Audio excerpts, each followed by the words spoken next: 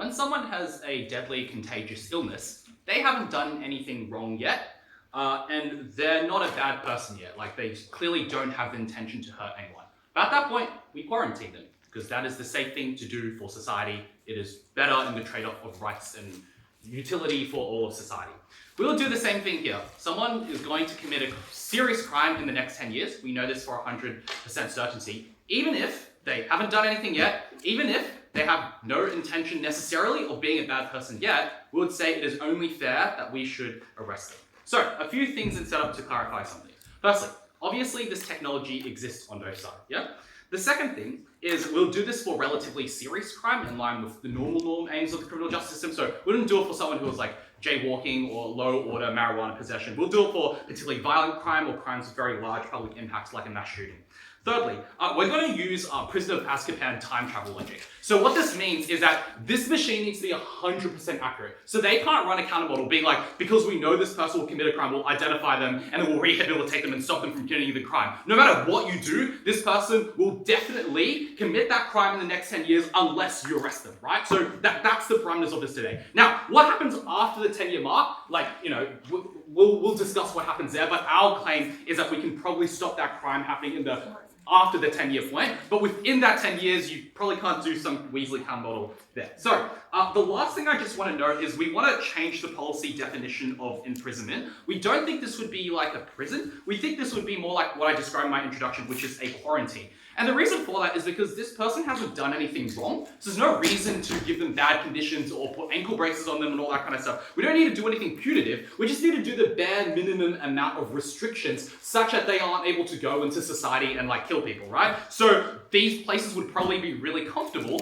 and even if you don't believe the intuition of that, you would believe the structural reason, which is that the public is likely to have a lot of sympathy for these people because they haven't done anything wrong yet, and the government would have to justify why they are locking up people who are seemingly innocent at this point. So ideally what would happen is that these people would be committed to these quarantine centers, and then we'll let them out after 10 years if the checkbox that is red goes green, right? So we'll try to like rehabilitate them, identify why they might commit a crime, and try to reform them in really good ways while giving them caviar. And then at the end of that period, at the next decade, we'll know if this person will commit a crime in the next decade henceforth, so we'll know for sure if we can release them or we can keep them in. Given those parameters, I have two arguments. Firstly, why this is a government obligation, and secondly, why this is beneficial. Firstly, in terms of government obligation, I feel like the practical is a bit of a slam dunk for our side because we can like stop whole murder, for example. So if you like have some kind of indecision over how this principle goes, the debate probably goes towards it. So firstly, in terms of the principle. Firstly, governments obviously have the responsibility to protect people, and as I explained in my introduction, this overrides other kinds of considerations like people's personal rights and liberties. Like we detain people when no harm is done yet. So for example, someone who is plotting terrorism, someone who is consuming child porn who hasn't committed a harm but we think they might be a child sex offender in the future, someone who does drugs and hasn't done any harm but we think that the drugs might lead them to a propensity to commit harm in the future. And those are instances where we are unsure that that person will actually commit the harm. In this instance, we are 100% sure this person will commit the harm. But also, we do not need intention. If somebody is mentally ill, morally they have no culpability, but we still institutionalize them because they might go on a mass shooting rampage. If somebody is drunk, they don't necessarily want to hurt anyone, but they might do something that is bad that we give them a charge for. And quarantine is obviously the slam dunk example for our side. That person has neither intention or has done any harm, but we think it is good to quarantine them. Now, the reason why in the status quo we use a number of factors rather than just public safety is because public safety is something that is uncertain. We're not sure if that person will commit the crime, so we rely on the balance of those factors, and that's what judges do on the status quo. In this instance, we know 100% this person will kill someone or rape someone, so we think that that overrides those other considerations, and that is the revealed preference of the public that are pretty, care about public concerns. Now, in terms of the trade-off of why it is just to, put this person in quarantine, there's three ways to litigate this trade-off. The first is a culpability metric, which is that we would prioritize the rights of someone who is totally innocent and doesn't deserve to be murdered versus someone who in the future has that culpability.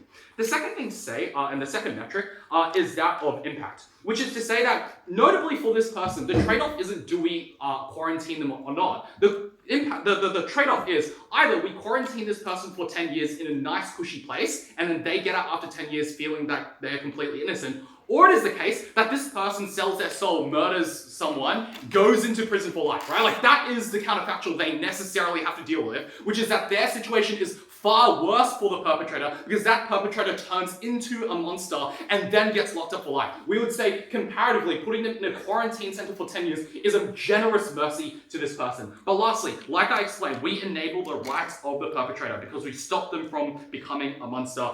Far better than 10 years in quarantine. Therefore, we think that on all three of these metrics, the government does have a right to do this. Sorry, the second metric, I confused the third metric with the second metric. The second metric is that putting someone in 10 years is in quarantine is much better than the utilitarian harm of somebody being murdered or raped, right? So those are the kind of three metrics. Why you think that there should be a principled obligation to do this. So, given this, why is this hugely beneficial?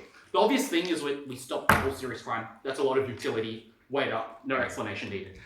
The second thing is in terms of social impact, which is to say that we change the perception of how the world is viewed fundamentally. So nobody has any reason to be frightened of violent crime anymore. That means all children can play on the street whenever they like at any hour they want. Women feel safer permanently. They never have to fear domestic violence seriously from their husbands. Everyone's safer, even in the shadiest, marginalized communities. Employers are happy to not care about people's criminal history because they know there's no chance of them committing a serious crime in the future. Feel vastly freer and happier. And you don't need things like airport security anymore. You don't need indignities like, clapping down someone. Also, poor communities get better. They're not subject to stigmatization. There's business investment confidence because they know in this community there'll be no serious crime. They're not subject to having to invest in things like insurance or self-protection. And also, it's easier to facilitate migration and refugees because there's no way that they'll commit serious crime. And the efficiency of the judicial system goes up because we don't need a judicial system anymore for all violent crimes because we know they're 100% guilty for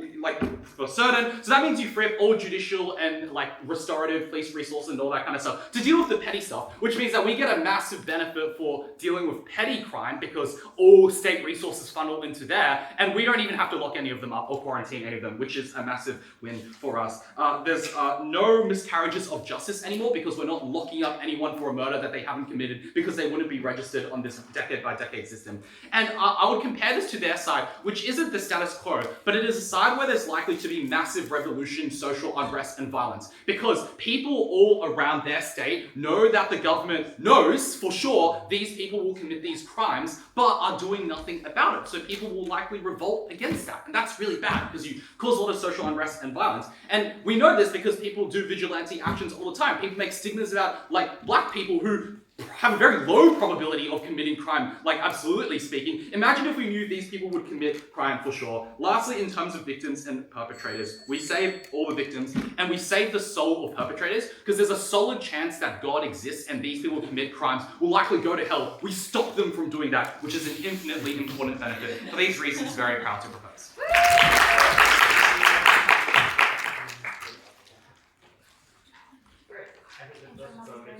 Speech and call on the first negative to open that speech.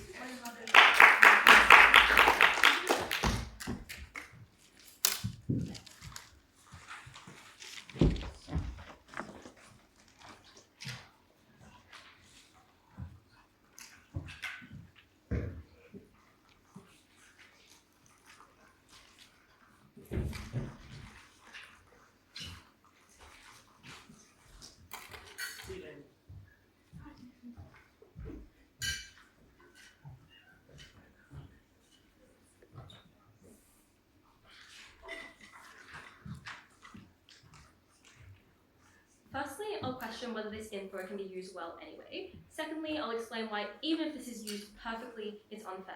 And thirdly, why it's extremely likely to be used poorly. Firstly, on whether this info can be used anyway. I think there are two broad scenarios. The first is that if this is 100% predictive of the future, even if you preventatively arrest someone, presumably they still find a way to commit this crime out of prison, which means you just achieve no benefit.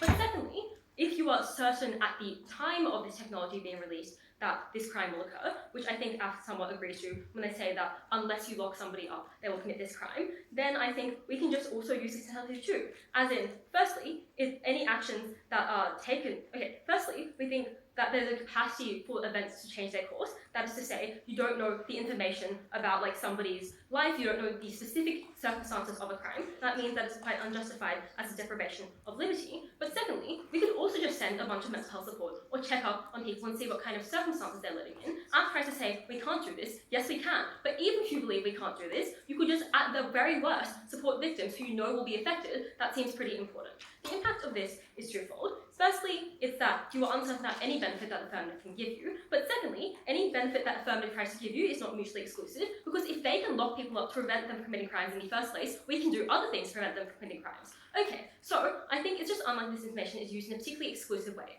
But secondly, I'll deal with this principle. I'll explain why it's unfair even if this technology is used well, but firstly I'll deal with Affirmative's analogy of quarantine. They say that this is analogous to quarantine and therefore we should do it. Firstly, I want to deal with the timescale of this. Even if you buy First Aft's characterization that these people are sympathetic, which I would note they probably aren't, because First Aft themselves says that even only the most severe criminals will be locked up, or rather people who commit the most severe crimes. It's unclear this is particularly politically sympathetic. Like, try saying to someone, we will give people who are about to commit murders really nice and cushy prison cells. But even if you do buy that, at best, it's probably not any better than quarantine circumstances for the simple reason that people in quarantine, as Affirmative identifies, haven't really done anything wrong. So, weigh the time of this against each other. Quarantine is probably like a month. I did the maths, and there's a sub 1% chance that people would stay in prison on their side for a month. So, I think you just weigh the fact that people stay in quarantine for much less time. We think this is a much more proportional kind of preventive measure. But secondly, quarantine has a far larger potential harm. That is to say, on Affirmative side, or I guess on both sides, you know the size of the crime that the person is going to commit. You know how many victims it is, I guess,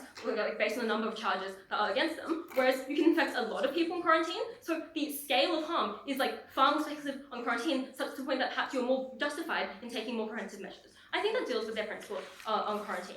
Okay, let's deal with like the actual substantive part of this argument. And I would note that this argument, plus my next argument, responds to first Neg's impacting about how there are more miscarriages of justice. The first piece of characterization here is that the judicial system relies on having a lot of context and details to arbitrate, and in the status quo, this occurs because crimes have already happened. You already know what happened. You already know about like witness testimonies and the circumstances surrounding the event. On our side, obviously you don't, because this crime has been committed in the future, and the info slide explicitly suggests that you don't know any details apart from the charge. What does this mean? Firstly, you don't know if this charge might be if this crime might be decriminalized in the future. For example, note the fact that in Texas, 20 years ago, sodomy was criminalized. That means people would just be technically criminals, even though perhaps this is not a crime at the point at which they actually commit the crime, and it's obviously very, very unjust to punish them for something that they would not for something that would no longer be a crime at the time. I would notice that in a normal court, this just wouldn't get punished. But secondly, I think because of the nature of information that you don't get on Affirmative side when they preventively arrest people, you just deprive a lot of people of context. That's because that's really harmful, because courts already have some leeway to account for a variety of human motivations, for a variety of human behaviours, for circumstances, for things like murders which are committed in self-defence,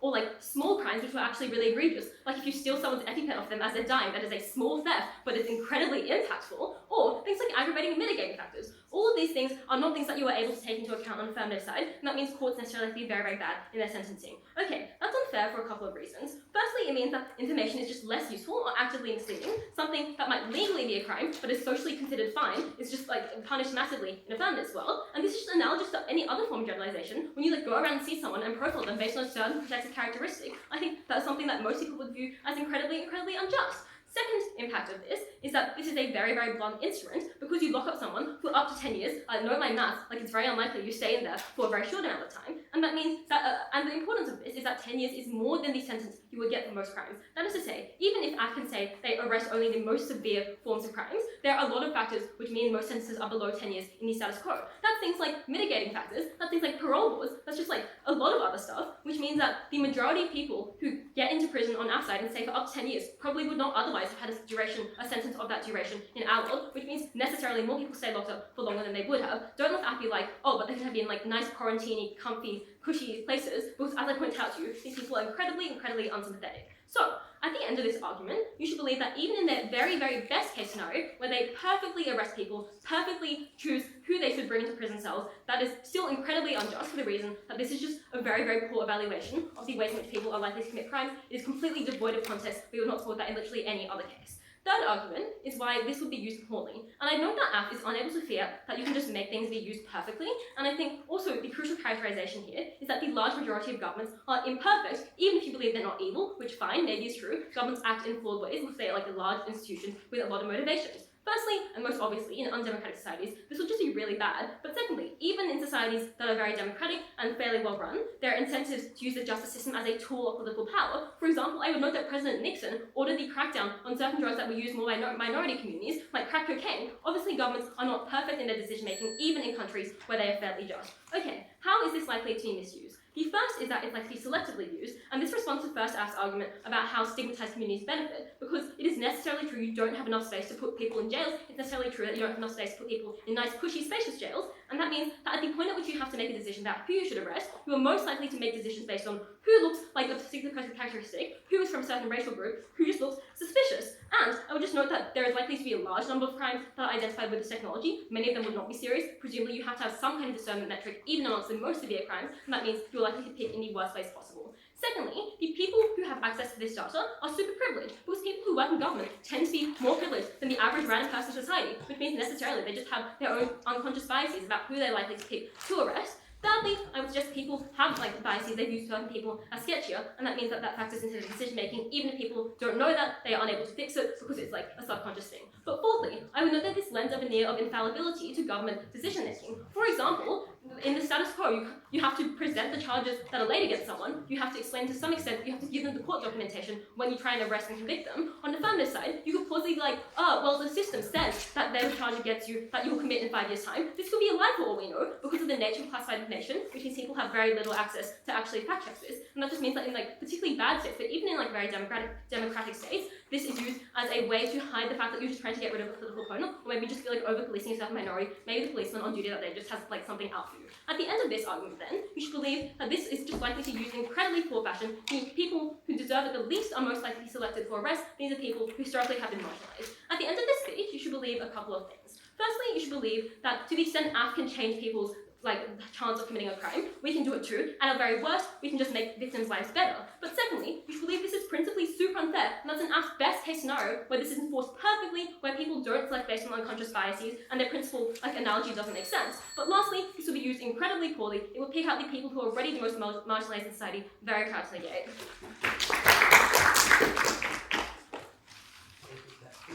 Now we'll on the second government.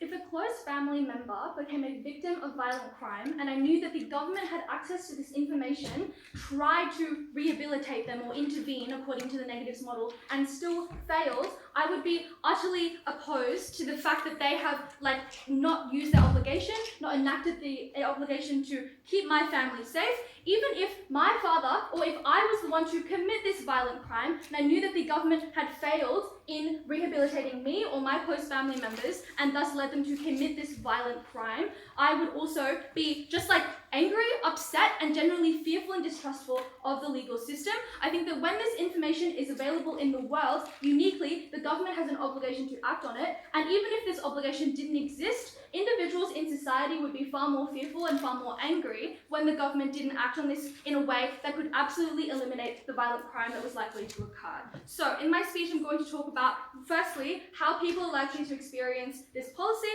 Secondly, going through some clarification on how this is likely to work, who it's likely to affect, and then also just whipping this principle that we've brought you. Okay, how do people experience this policy? We think there are a few groups.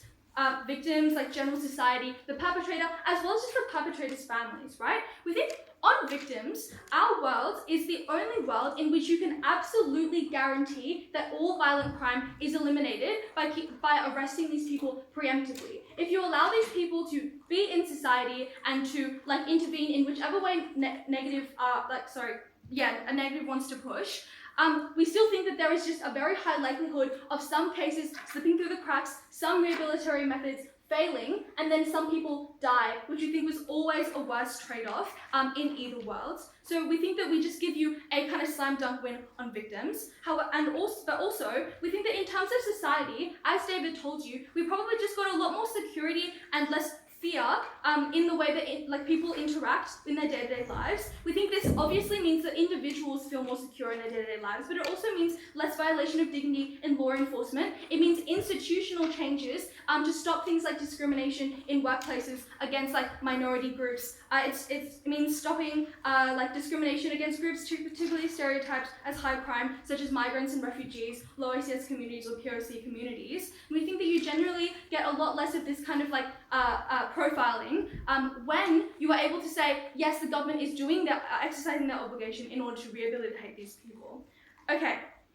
But then on the perpetrator, we think that if you know that in the span of a decade you are likely to commit a violent crime, I think there is a level of fear, a level of intrinsic kind of self-doubt in terms of whether the people around you are safe, whether you are a good person. We think these people would much rather go into a quarantine, access those rehabilitation services, go into this cushy prison, probably emerge at the end of that 10 years, knowing that they have not hurt anybody, grateful to the government, probably with a pretty good level of compensation that you get from saving all of the money that you would otherwise spend in the judicial system. And we also just think that what happens under the system is that your family is just going to be incredibly fearful of you, the people you love, and the people around you are going to be incredibly doubtful of their relationship with you, and you're going to be generally ostracized in your daily life.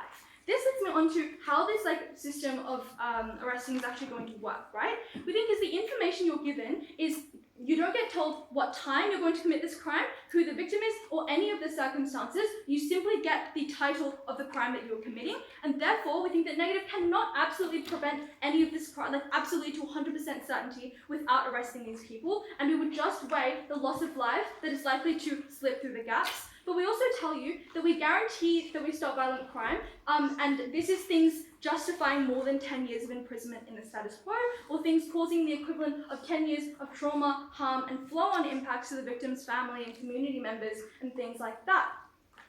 Okay, then let's talk about whether the information can actually be used. We agree that the outcome, we obviously have to support that the outcome of this decade is able to be influenced. However, we think that negative interventions are likely to be incredibly intrusive in order to have any semblance of the amount of success that we are able to give you, such as things like informing the individual and their families, workplaces, and things like that, that they are likely to be committing a crime. It looks like monitoring the individual and surveilling their families. And this is a very visible process in order to ensure the safety of those around you to get any benefit from negative, where the people around you are terrified, you're likely to lose your job, you're likely to be denied loans from banks, you're generally going to have the shittest decade of your life because everyone around you sees you as a potential criminal, as opposed to someone who has given themselves up to rehabilitation and in order to keep everyone around them safe. And at the end of those 10 years, you are clean, you have a clean slate, and you have not had any negative reputational harms attached to you. the comparison we give you on our side is you get pretty good shelter, you get pretty good compensation, and the government has a fear to promote the idea that these people are heroes, right? Who have gone into like these quarantine centers in order to protect the people around them. We think that this is honestly just like the most important thing that you should weigh in this debate, aside from the idea that we literally just get you 100% prevention of loss of life and other violent crime, because negative isn't able to give us any model in which these individuals are able to generally keep their privacy, generally keep the love and respect of those around them, generally keep the health of the relationships of those around them, because inherently, in order to achieve any of their benefits, they have to engage in these incredibly intrusive methods in order to rehabilitate these people. People are going to find out there is just a large amount of stigma then attached to these people who haven't done anything wrong, and they aren't able to prevent that. Okay.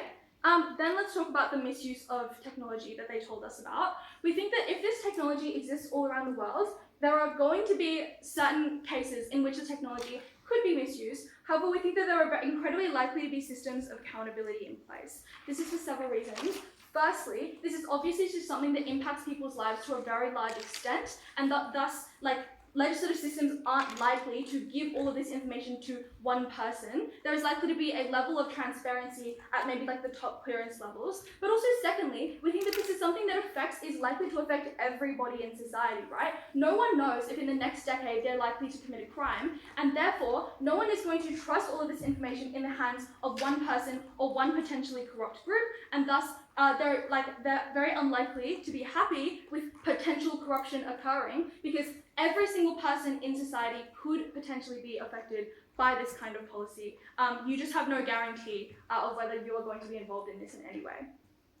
Okay, but let's talk about the principle then, because we think that when the way up is limiting somebody's freedom for 10 years versus allowing them to continue to remain in society and potentially cause a significant scale of harm to somebody to the extent that you're literally murdering them or causing them incredibly long-term trauma, as well as allowing this individual to go and commit this harm and then live with that guilt or live with that trauma for the rest of their lives, we would tell you that the restriction of their freedom for 10 years, for a decade, and waiting to see if by the end of that 10 years they now have a green tick and they have been cleared to re-enter into society, is the government's obligation in order to protect all of these harms that David has given you in his first speech. Because we tell you that it is so important that you are necessarily able to guarantee 100% minimization of this crime, the negative is not able to give you a better method of rehabilitation without causing incredible amounts of trauma in these still innocent people's lives. That was why we were so proud to propose.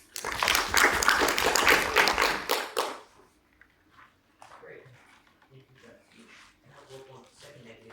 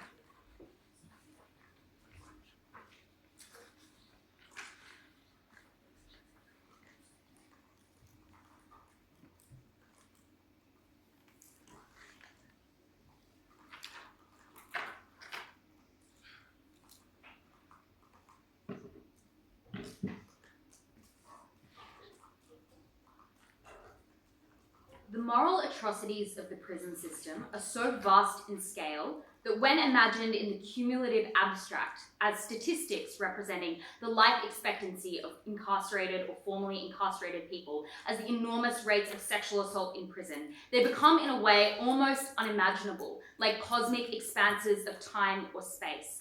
But they're more than imaginable to the people who this affirmative team condemns, not literally, but in a very real way, to death, to the trauma of isolation and abandonment, to the loss of liberty that is an entitlement of your human personhood. Life is full of risks and upsets and tragedies, We don't know what will happen, but we do know what the affirmative team does to millions of people around the world, and that is not something I can stand behind. I'll talk first about the public and second about prisoners. Firstly, on the public, which is where the affirmative team attempts to win the debate. It is their only strategy for doing so to say that they reduce violent crime. There are a few problems with the benefit they push. The first is, as we note at Iris, on a plain English reading of the motion, preventative arrests cannot stop these crimes if they are 100% guaranteed to happen. If that is the case, then they happen after you have left prison, within prison, on that world, they lose their benefit. But secondly, we explain that this information is very likely selectively used in biased or unfair ways. They say at second that this will be accountable, or governments will be accountable, because this information is of such high importance and could touch many people's lives. But this argument has a range of problems. One, it might be important for people who think they will be criminalized or sent to jail, but criminals have no political capital. They cannot advocate for themselves. They cannot vote. People do not care about them. They're stigmatized for any reasons put out by the affirmative team. And secondly, if it is true that this potentially affects everyone, which it likely doesn't, because if you are a government employee, you know you probably won't be in a situation where you have to steal to survive in a way that other people will. If it does affect everyone, that's exactly the reason why people in positions of power would use it corruptly, so that they themselves or their family members or people of their own race or in their own community are not sent to jail. But thirdly, I'd note that this problem exists no matter the incentives of people in power, because you simply cannot arrest all the people who commit serious violent crimes. Many people do so, especially if you're putting them in an expensive Scandinavian prison for 10 years, which is far longer than almost like 99% of people are sentenced for. That means necessarily you must be selective unless you want the government to spend all of their resources on this policy, which means they have to make trade-offs, which is just unfair no matter who is chosen and who is not, but is extremely likely to be used in racist or biased or cruel ways for the reasons we give that are not responded to. The final reason this increases crime is because arrests are often self-perpetuating. Yes, you go to jail, you immediately upon exiting jail get a red alert for the following decade because in prison you are isolated, because you're in a criminogenic environment into which you are surrounded by social groups of other fellow criminals with whom you have to form bonds which often last outside of prison in order to survive while you're in prison, because you're incredibly and justifiably angry at the state for restricting your rights for no real reason. We say we would use this technology not to make preventative arrests, but to target support, mental health support, counselling, support for people who might become the victims of crimes, for instance, family members of potentially violent people. And I note that we have a huge amount of counter fiat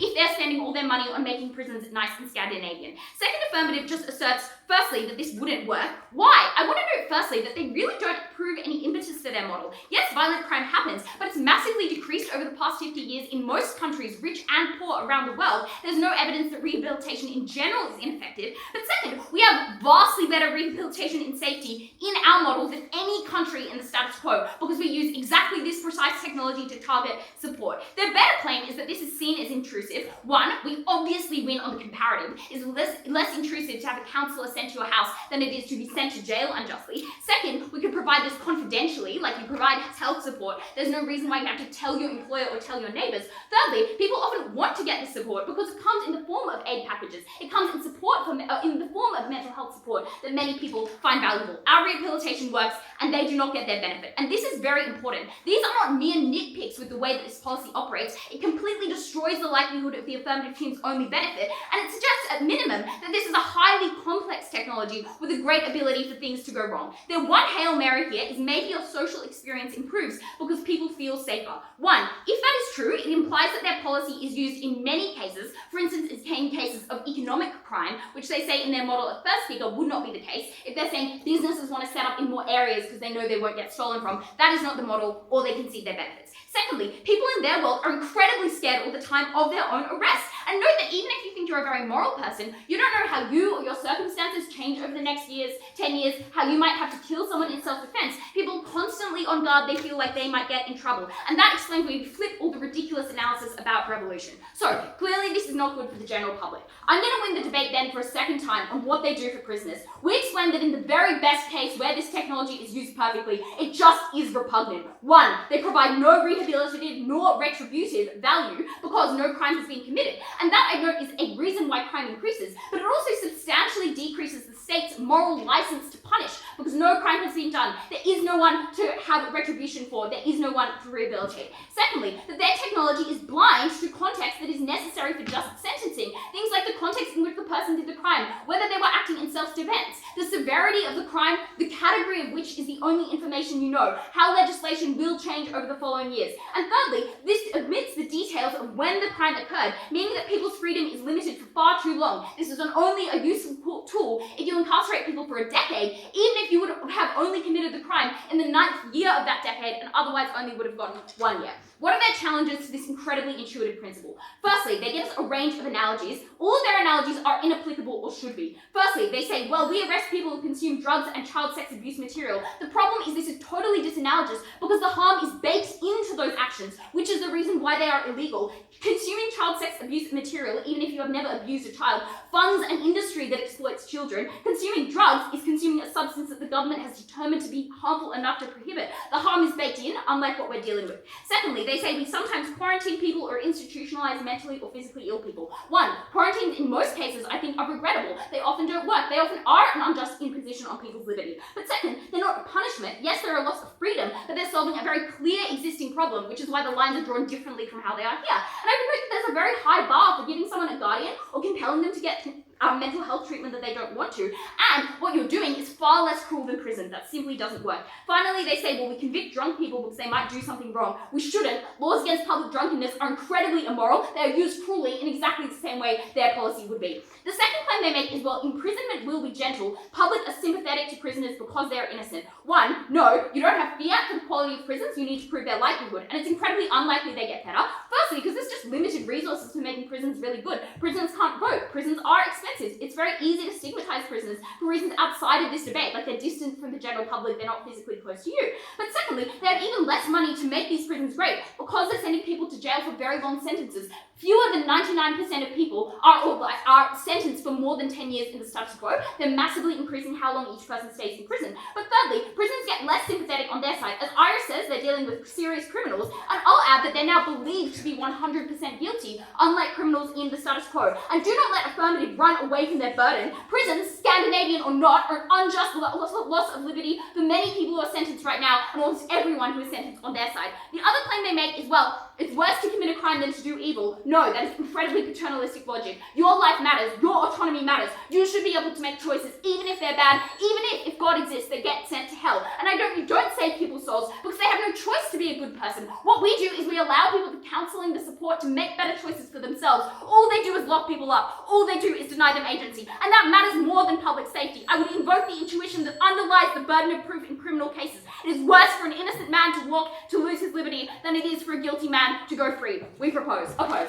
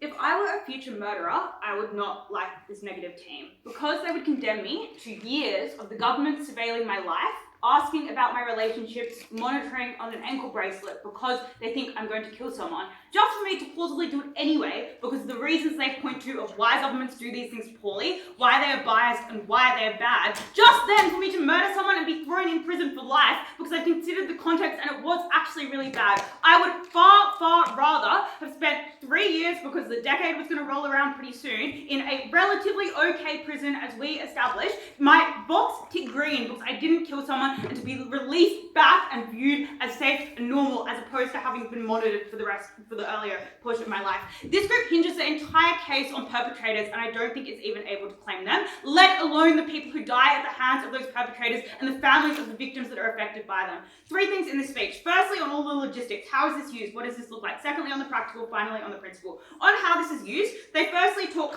let's firstly talk about what they can stand for. The first thing they say is, oh, if you read the motion really literally, this is 100% predictive, you would do it anyway. Well, if you read the motion really literally, it says preventative, arrests. Presumably that means they have to prevent, awesome. But also, obviously, this would just break the debate. Our clever CAs would not have set this motion if it was just should we imprison people randomly? I think this is kind of disingenuous with what the motion is going for. I don't think you can buy that they will just somehow find a way to commit murder even if they're in one of these prisons. Obviously, that's not the case. The second thing, though, they say, and I think the, more important one and the slightly scarier one, is that they will intervene anyway in other ways. First, there's a massive and shocking lack of detail about what this looks like. For a team that is really willing to shit on the prison system and explain why that is done very poorly, they never provide a justification of why the preventative measures they're going to provide are going to be, better. And I would just suggest they are worse. That is going to look like massive surveillance. That is going to look like you not being allowed to drive a car for 10 years because you're going to, kill someone in a DOD incident. That looks like you being banned from,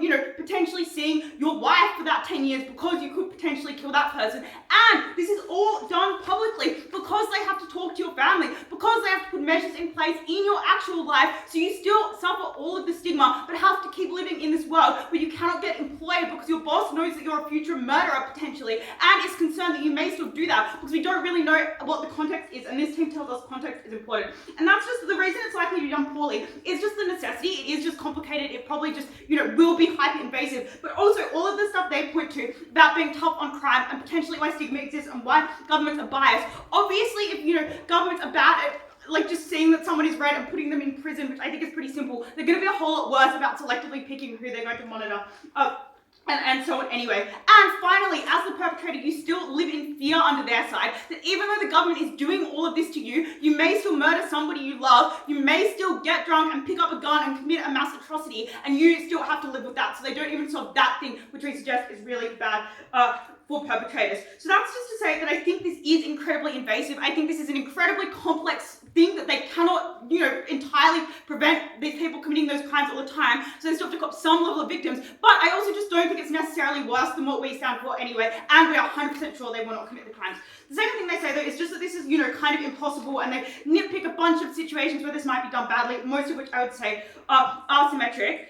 They say context is only knowable afterwards. Well, yes, this is why we can't preempt it beforehand.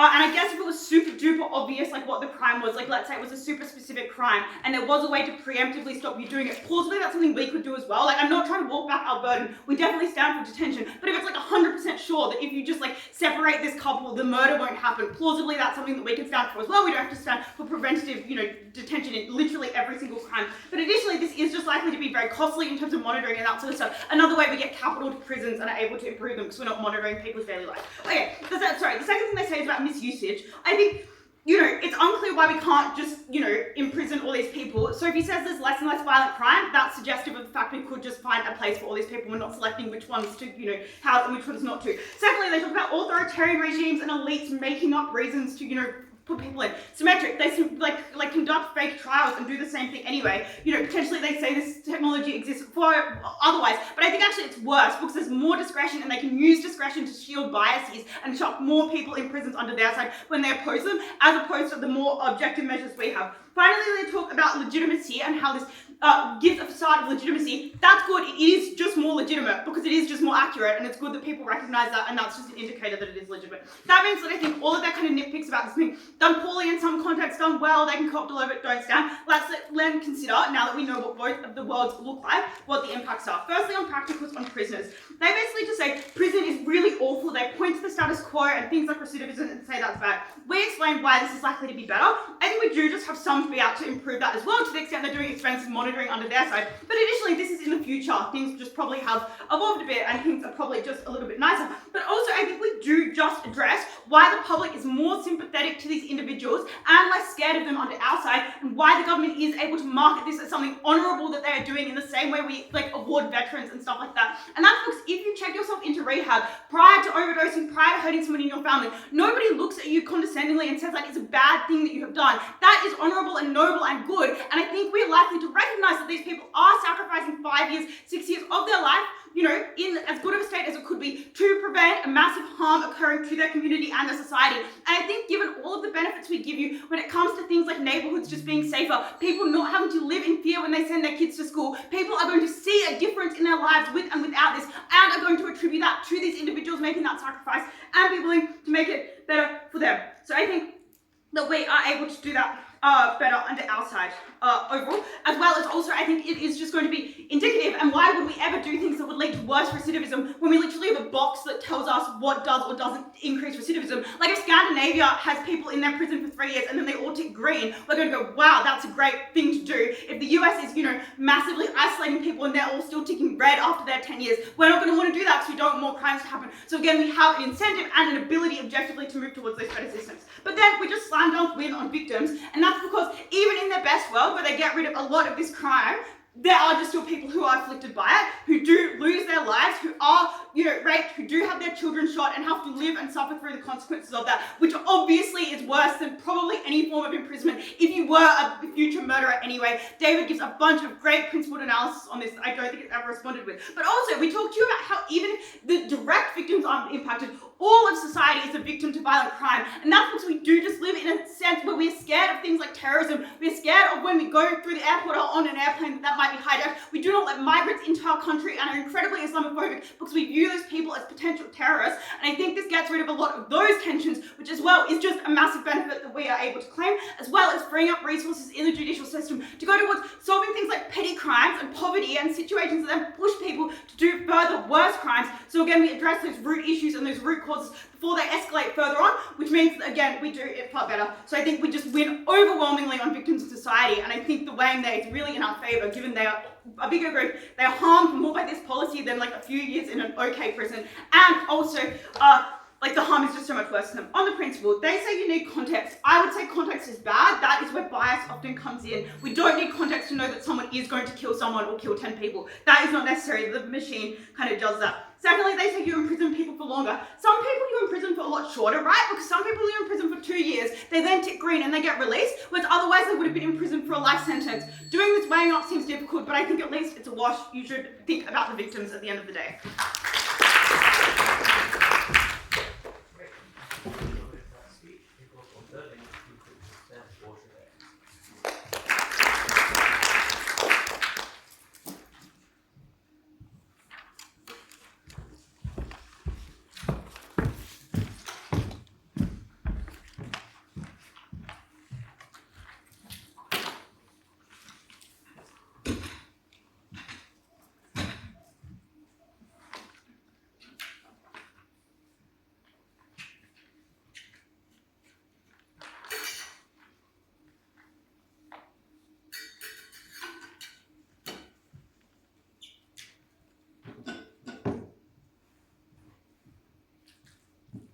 Affirmative tells you that the benefit they claim is utopia. Affirmative tells you the cost of achieving it is negligible. We're just going to lock up people who would go to jail anyway for committing a crime. Panel, there's always a catch. In this case, there's 3 of them. Firstly, why even in Affirmative's best case, this is an immoral policy and you should not accept the trade-off. Secondly, on the nature of the universe. And thirdly, on how things really go to shit for this Affirmative team. Let's start with the trade-off that they prescribe. Firstly, I want to make 3 observations about the utopic benefit they claim. Firstly, AFT does not end crime. People absolutely fear harassment in their world. Airport security still exists to stop smuggling. Investment is still stymied by the existence of property crime. Poor communities are still stigmatized by the existence of all of the above. At their best, this is a safer world. It is not a perfect world. Secondly, violent crime is exceedingly rare and you are very unlikely to be the victim of it. You're more likely to die in a car crash. You're more likely to die of heart disease. The problem they solve is a minor one. Thirdly, the impacts of things like theft and property crime and all the other crime that still exists are far more substantial. They are much more common, they ruin livelihoods, and they absolutely destroy communities and ruin lives. So, the benefit they claim is far, far, far smaller than what they would have you believe. Here are 5 reasons why you should then not weigh it against the costs.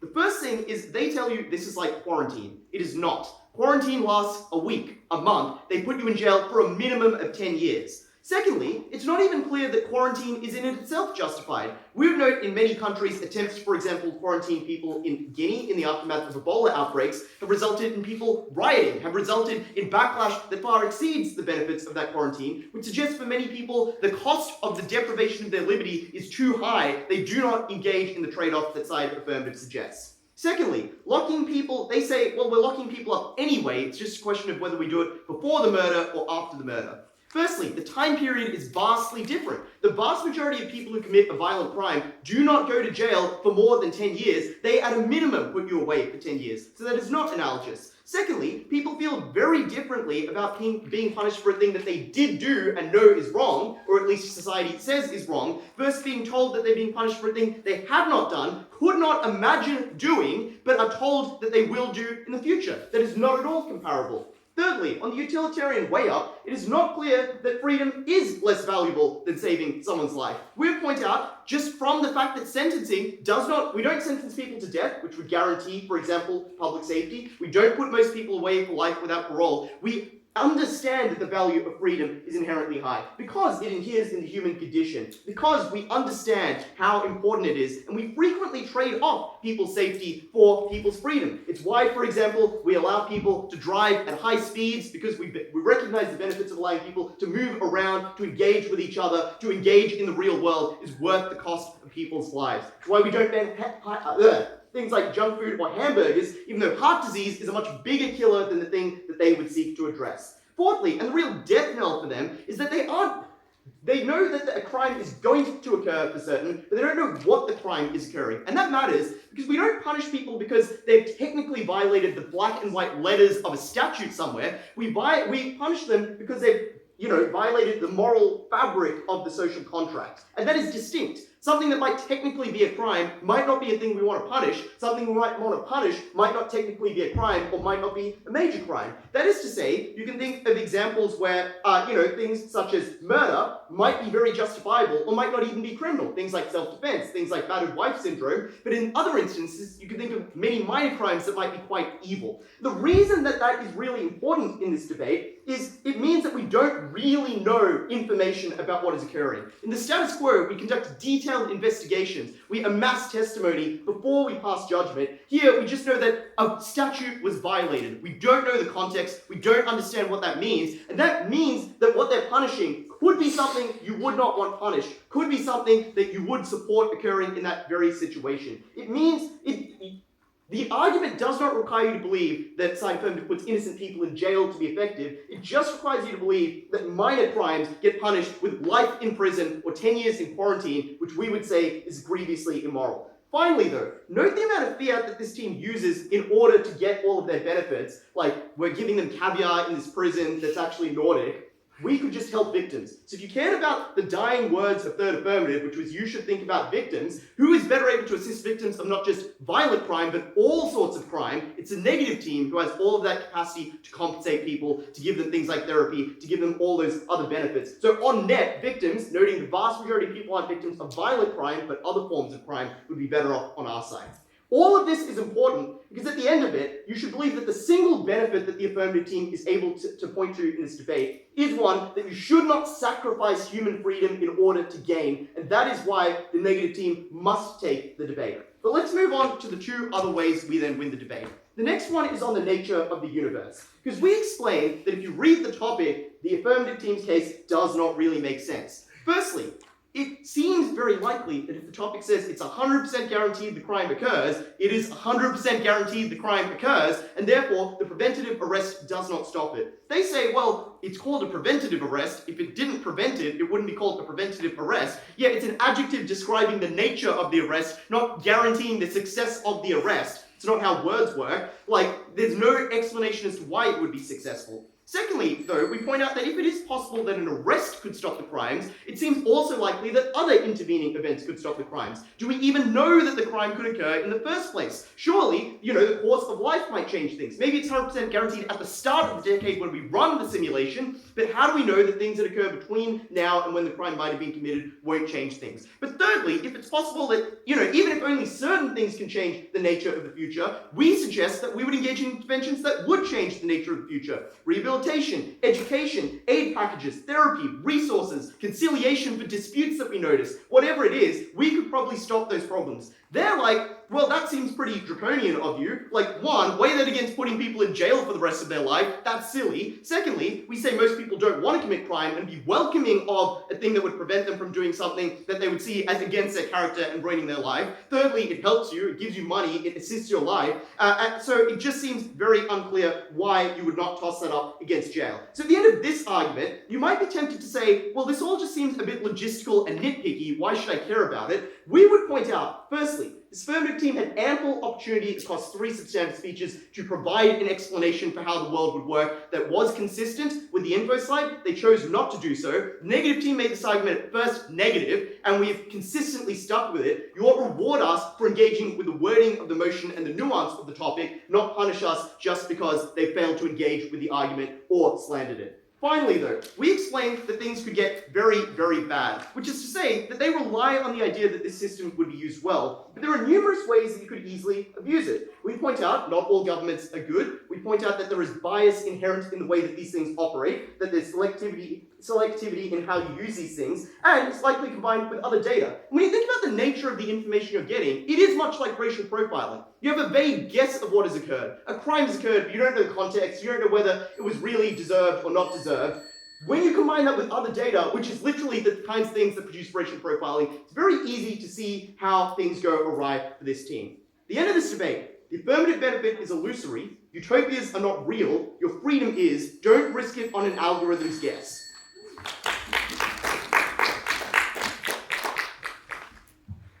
Thank you for the negative clarity. And I'll move on to negative clarity.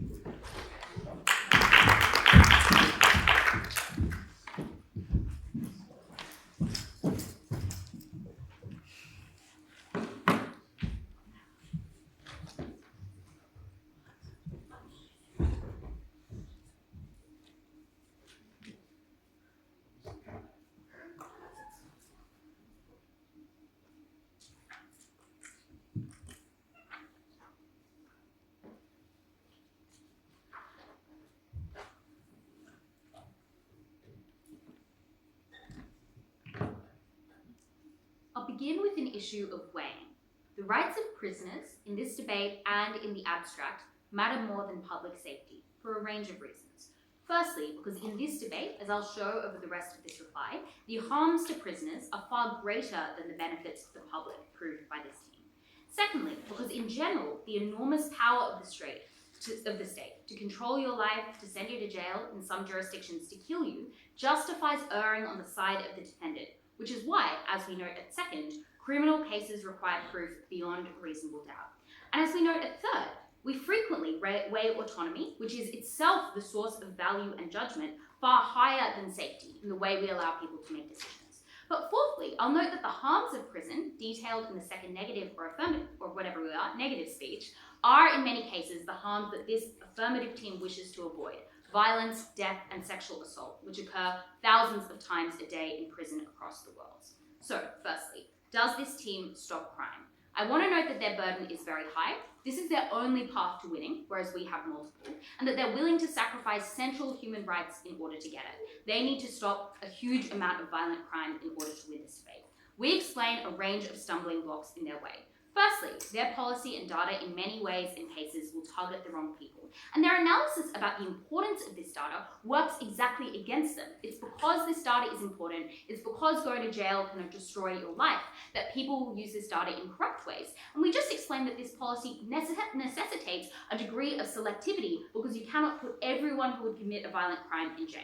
Secondly, we explain that their benefits are inexclusive because we have a counter model of monitoring people, of offering support to victims, of offering support for mental health, to which the challenges we hear from this affirmative team are uncomparative and are secondly weakened by the affirmative's extensive use of fiat to make prisons beautiful and to send people there for many, many years, which indicates that our monitoring can be extremely targeted, can be done confidentially, and so on.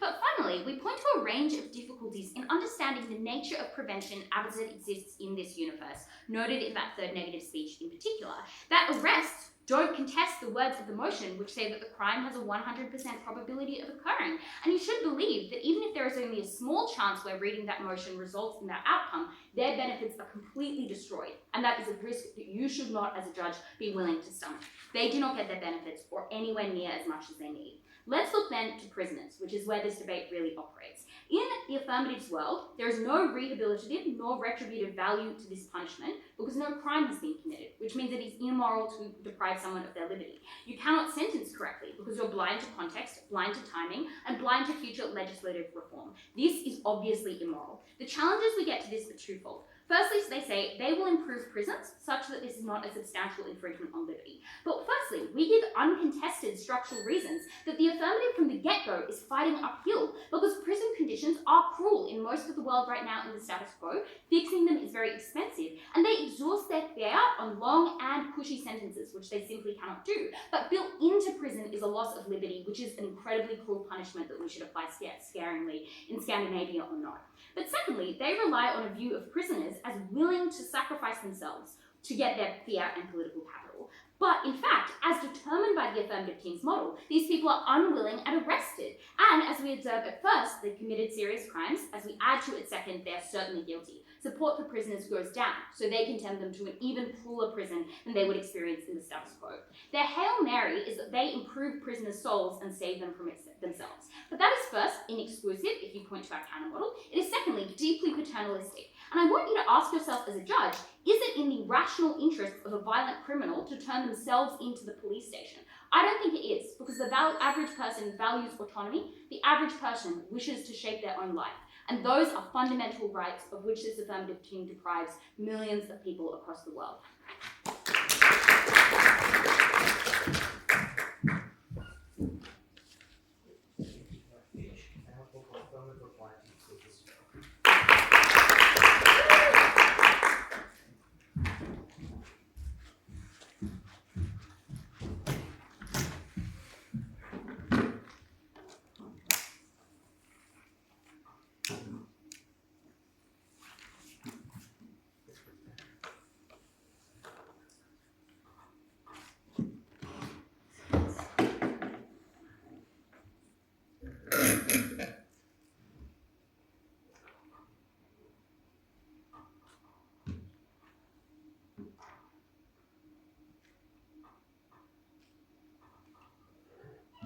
Everyone who receives the information that they will commit one of these crimes, something that their countermodel concedes would occur, is trapped in a prison on their side.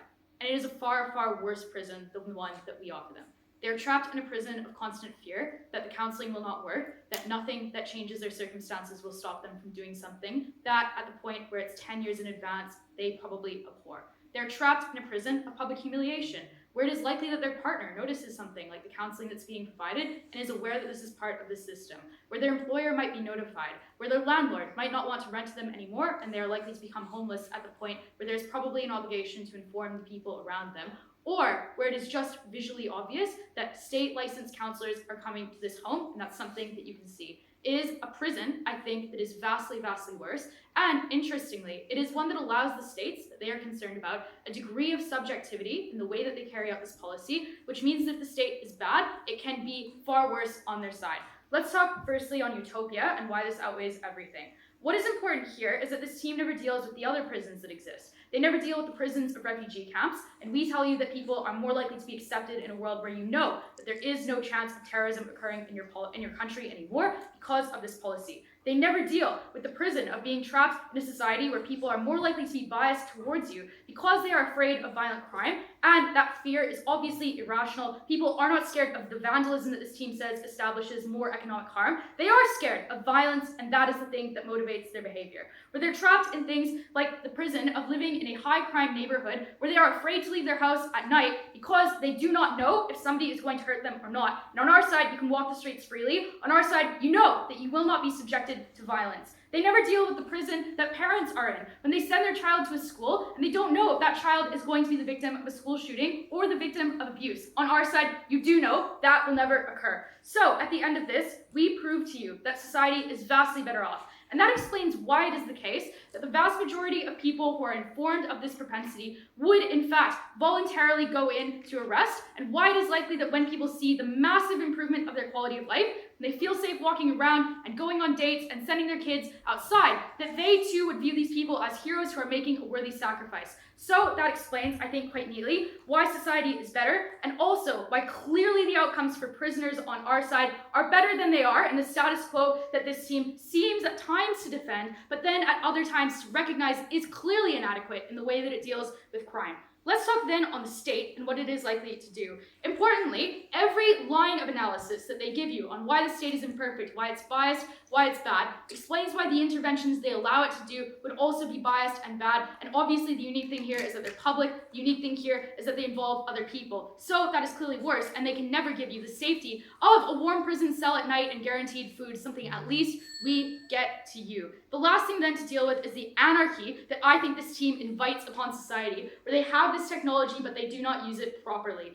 And that is something that is critical here. We prove to you that there is an obligation to act at David. We prove to you, if nothing else, that the ordinary intelligent voter and the vast majority of the population feels that that obligation exists, even if you believe it maybe doesn't in reality. That is critical, because when people know the technology exists, and yet they themselves commit a crime despite the counseling, or they are the victim of that crime despite the counseling, or their friend or their family or their child is the victim of that crime despite these interventions, how can you possibly retain a degree of faith in the system? How can you possibly believe that the government cares about you, believe that it cares about your community, believe that it cares about your child? Because that government is just as responsible as a person on the dark web hiring a contract killer to kill somebody at the point where it knows a murder will take place, and it does anything less than the maximal amount of a preventative detention to prevent that from occurring. People in this world would lose hope. They would not trust this system. And importantly, you would, in actual fact, be failing in an obligation that we prove to you does exist and only we can satisfy. For those reasons, a clear affirmative victory.